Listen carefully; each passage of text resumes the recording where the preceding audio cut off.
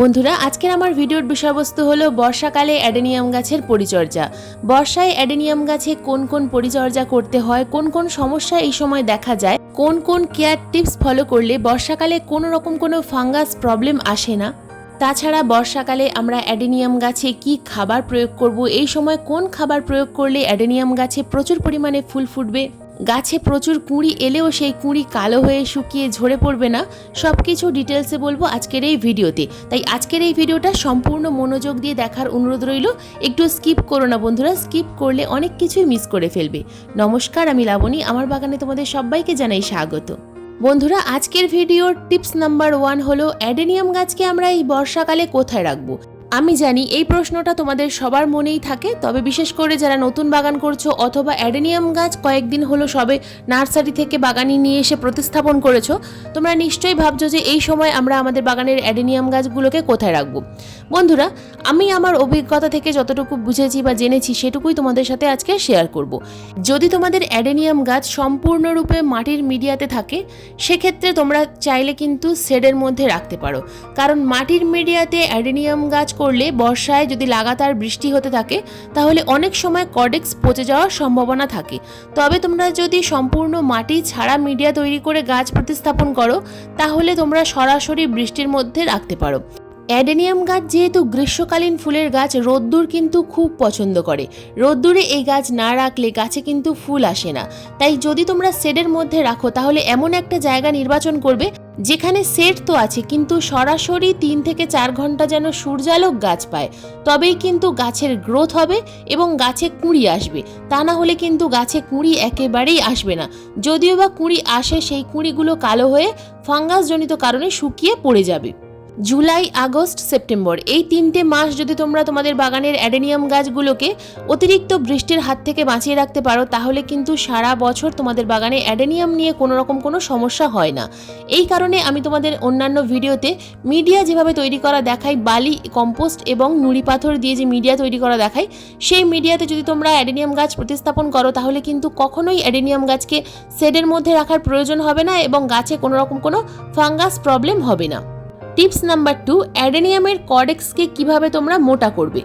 যদি অ্যাডেনিয়াম গাছের চারা তোমরা বীজ থেকে তৈরি করো সেক্ষেত্রে প্রথমে কিন্তু ছোট টবে প্রতিস্থাপন করতে হবে, তারপর বড় টবে প্রতিস্থাপন করতে হবে। প্রথমেই কিন্তু কখনো বড় টবে প্রতিস্থাপন করবে না, তাহলে গাছের কর্ডেক্স মোটা হবে না। আর যদি নার্সারি থেকে বড় গাছ, গ্রাফটেড গাছ কিনে আনো তাহলে তোমরা কিন্তু গাছের সাইজ অনুযায়ী টব নির্বাচন করবে। কর্ডেক্স মোটা করার জন্য আমাদেরকে কিন্তু প্রতি বছর একবার করে অ্যাডেনিয়াম গাছের প্রুনিং করতে হয়। অ্যাডেনিয়াম গাছের আমরা যত প্রুনিং করব সেই গাছের কর্ডেক্স কিন্তু তত বেশি মোটা হবে। এবার বলবো টিপস নাম্বার 3। বন্ধুরা, অ্যাডেনিয়াম গাছের প্রুনিং আমরা কখন করব? ছোট গাছ অথবা বড় গাছ যে কোনো গাছের প্রুনিং কিন্তু যখন তখন করা যায় না। প্রুনিং করার একটা নির্দিষ্ট সময় আছে। ফেব্রুয়ারি, মার্চ মাসে আমরা যদি অ্যাডেনিয়াম গাছের প্রুনিং করি তাহলে সেই গাছে কিন্তু ফাঙ্গাস লাগার সম্ভাবনা অনেকটা কম থাকে। তবে এই বর্ষাকালে যদি তোমরা প্রুনিং করো, যদি গাছের ডাল অনেক বড় হয়ে যায় তাহলে সেই গাছকে কিন্তু সম্পূর্ণ শেডের মধ্যে রাখতে হবে, একেবারেই বৃষ্টির মধ্যে রাখা যাবে না।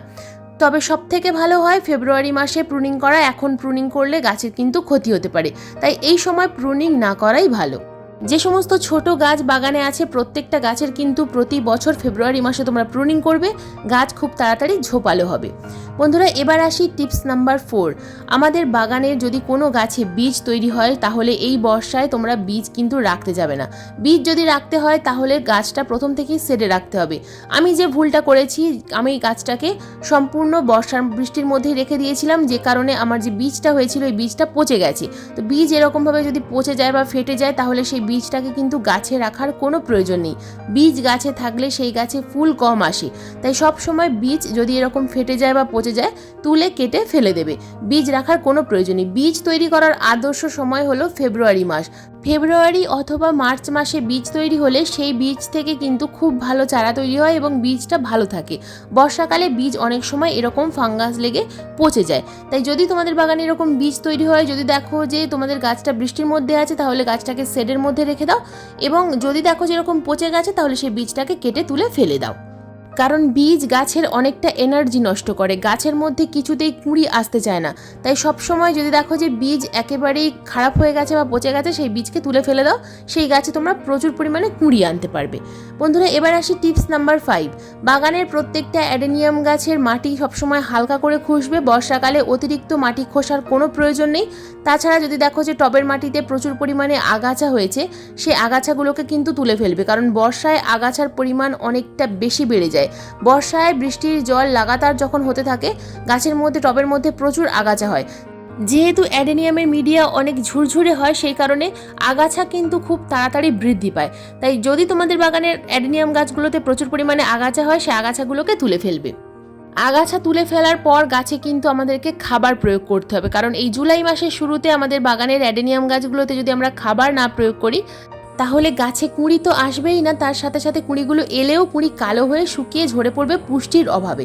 তো বন্ধুরা, প্রথমে আমরা একটা খাবার এখানে তৈরি করে নেব। প্রথমেই আমি এখানে নিয়েছি বায়ো ডিএপি। বন্ধুরা, এখানে আমি 1 চামচ পরিমাণ বায়ো ডিএপি নিয়েছি। এবার কতটা পরিমাণ গাছে প্রয়োগ করতে হবে সেটা একটু পরেই দেখিয়ে দেবো, কিন্তু প্রথমে আমি নিলাম বায়ো ডিএপি।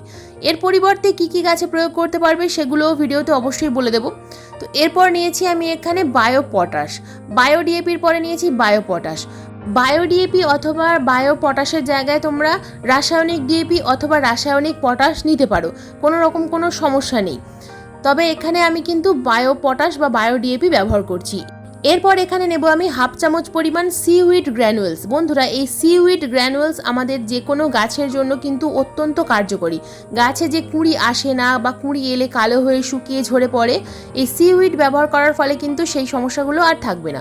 তো বন্ধুরা, এই খাবারগুলো আমি কিন্তু সামান্য গুঁড়ো করে নেব। গুঁড়ো করে গাছে ব্যবহার করলে কিন্তু খুব ভালো কাজ হয়। তো এরপর এর সঙ্গে আমি মিশিয়ে নেব ট্রাইকোডার্মা ভিরিডি 1/2 চামচ পরিমাণ। বন্ধুরা, যদি তোমরা এখানে রাসায়নিক খাবার ব্যবহার করো, তাহলে কিন্তু এই ট্রাইকোডার্মা ভিরিডি ব্যবহার করা যাবে না, কারণ রাসায়নিক খাবারের সাথে এই জৈব ফাঙ্গিসাইড ব্যবহার করা যাবে না। তো এই মোট 4টে উপাদান আমি খুব ভালোভাবে মিশিয়ে নেব। তো এবার আমরা প্রয়োগ করব গাছে। তো কতটা পরিমাণ গাছে প্রয়োগ করব? অনেক সময় দেখা যায় যে টবের মাটিতে প্রয়োগ করার পরেও এই দানাগুলো খুব ভালোভাবে মাটির সাথে মেশে না, যে কারণে কিন্তু আমি এইভাবে গুঁড়ো করে তোমাদেরকে প্রয়োগ করার কথা বলবো।